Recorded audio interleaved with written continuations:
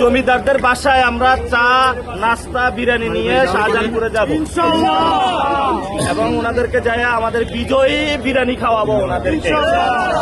এবং আমরা জনগণের পক্ষে, আমরা এখানে বড় শোডাউন, আমাদের কাছে দুর্নীতির টাকা নাই, চাঁদাবাদী সন্ত্রাসীর টাকা নাই, মাফিয়ার টাকা নাই। আমরা হলো মসজিদে নামাজ পড়ি, মানুষের সাথে কথা বলি, মা বোনদের কাছে যাই।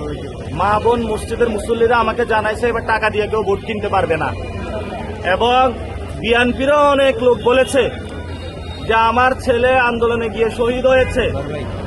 এই যারা জমিদারি কথা বলে, যারা আমাদেরকে নিপীড়ন করেছে, আমরা যখন আন্দোলনে গিয়েছিলাম, আমরা যখন মানুষকে নিয়ে এই পল্টনে পুলিশের গুলি খেয়েছিলাম, আর তারা তখন গুলশান বিভিন্ন জায়গায় বিভিন্ন আওয়ামী লীগের নেতাদের সাথে তারা বন্দোবস্ত করেছিল এবং নেগোসিয়েশন করেছিল, যার কারণে বিএনপির লক্ষ লক্ষ মানুষ ঘর ছাড়া হয়েছে।